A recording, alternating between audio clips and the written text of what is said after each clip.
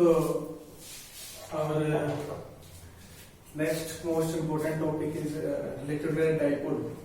So right, but there is an electric dipole plus Q minus Q, इनके बीच में हमारा कोई डिस्टेंस है दैट इज 2। ये चार्ज क्या है? क्यू मैग्नीट्यूड, और ये चार्ज में कितने क्यू मैग्नीट्यूड का है।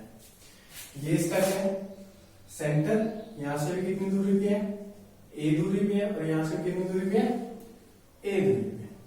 पिछले टॉपिक में हमने इसकी एक्सियल लाइन का निकाला था, और हम क्या निकालेंगे? Electric field due to dipole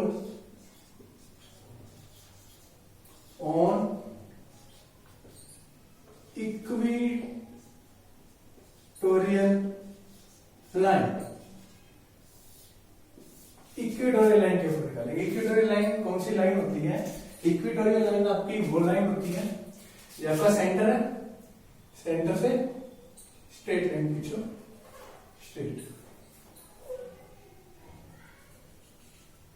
इस लाइन के ऊपर आपने कोई भी चार्ज प्लेस कर दिया, it is Q not. Axis में हमने क्या किया था कि एक्सिस के ऊपर किया था। इक्वेटोरियल में क्या रख रहे हैं? एक्सिस के परपेंडिकुलर रखेंगे, ठीक है। अब ये एंगल कितना आपका? 90 डिग्री।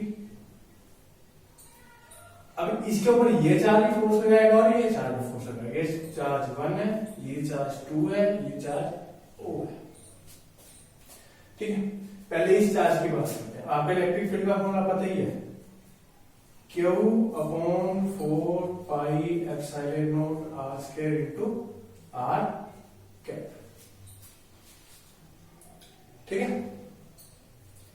अब हम इलेक्ट्रिक फील्ड का, तो आपको ये फॉर्मूला पता ही है कि क्या है, ठीक है। तो अब हम निकालेंगे इसमें आपका इस चार्ज पर से कितनी फोर्स इलेक्ट्रिक फील्ड लगेगी इसके ऊपर,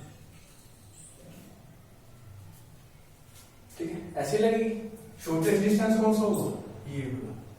ये डिस्टेंस कितना है? ए, और ये सेंटर से कितनी दूर पड़ा है? X.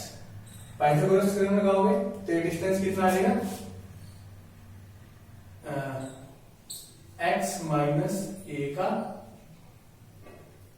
X square minus a square की power half, that is hypotenuse का square equal to base square minus perpendicular square, या perpendicular square minus base square, ठीक है।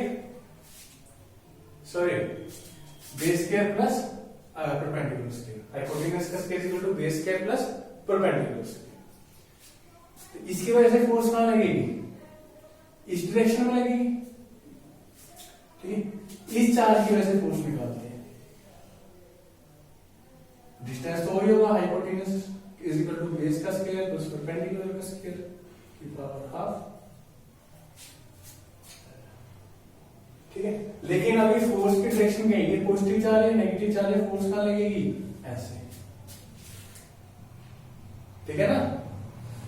अब एक फोर्स लग रही है ऐसे, दूसरी फोर्स लग रही है ऐसे, तो इनका रिजल्टेंट क्या होगा? इनका रिजल्टेंट क्या होगा? ये, ठीक है, ये इसका रिजल्टेंट होगा, ठीक है।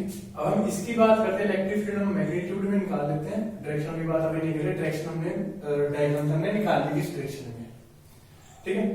अब इसकी वजह से इलेक्ट्रिक फील्ड निकालने कितनी आ जाएगी? Electric field on 0 to 1 that is Q upon 4 pi epsilon not R square, ठीक है। और R स्क्वायर की वैल्यू कितनी है यहाँ पे? X square plus A square की पावर हाफ,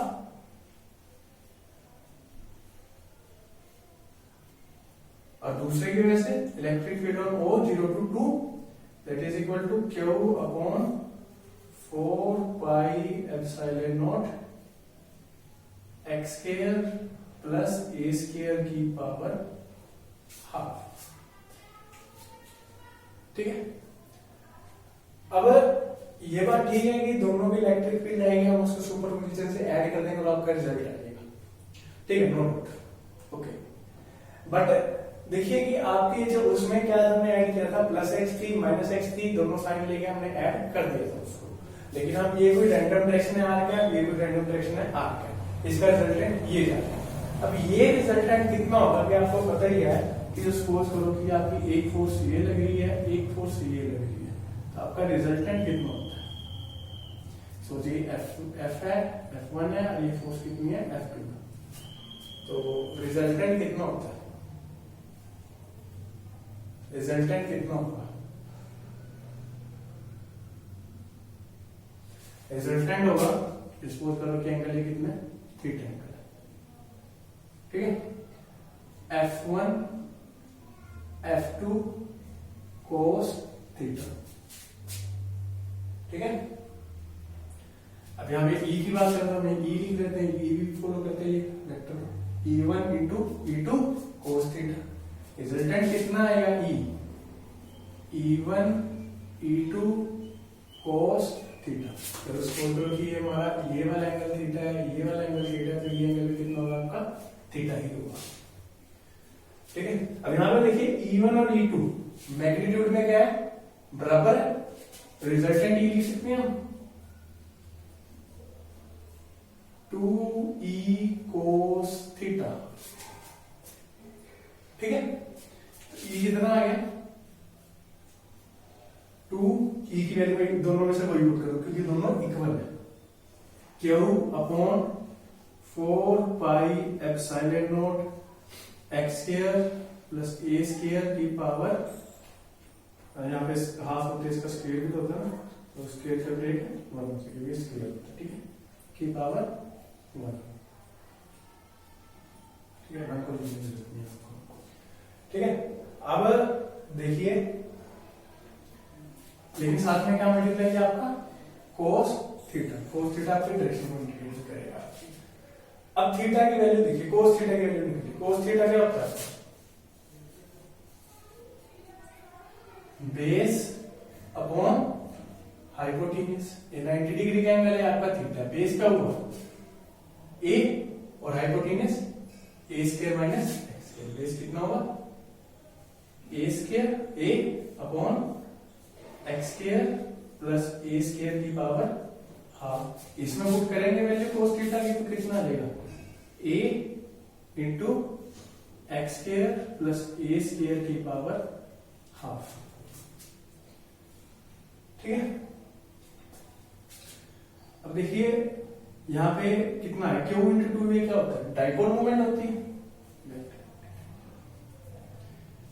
डाइपोल मूवमेंट होती है, तो इसको लिख लेंगे हम P upon 4 pi epsilon not x square plus A square की पावर 3/2। और हमें पता है कि डाइपोल की लेंथ होती है बहुत छोटी होती है, और ये जो चार्ज है इसका डिस्टेंस क्या होता है? बहुत बड़ा होता है। तो x is very very greater than it, we can write E is equal to P vector upon 4 pi epsilon not x cube. A को निगलेक्ट किया, एक्स स्क्वायर की power 3/2 that is x cube. ये किसकी वजह से है? हमारा equatorial line की वजह से। और पिछले टॉपिक में हमने किसकी वजह से निकाला था? एक्सियल की वजह से। एक्सियल का कितना आया था? 2p upon 4 pi epsilon not x का क्यूब। अब देखिए इन दोनों में रिलेशन क्या है? जैसे 2 फैक्टर के तो डिफरेंस है, मतलब जो एक्सियल लाइन में इलेक्ट्रिक फील्ड निकालते हैं वो कहते हैं ट्वाइस आती है इक्विटोरियल लाइन के, that is E axial is equal to twice of E equatorial. ये हम न्यूमेरिकल में यूज कर सकते हैं, या आप इन दोनों इक्वेशन को डिवाइड कर दीजिए तब भी आपका ये मिलेगा। E axial is equal to 2 into E equatorial. मतलब क्या है कि एक्सियल लाइन पे फील्ड की स्ट्रेंथ क्या होती है? डबल होती है as compare to the equatorial line. Thank you so much.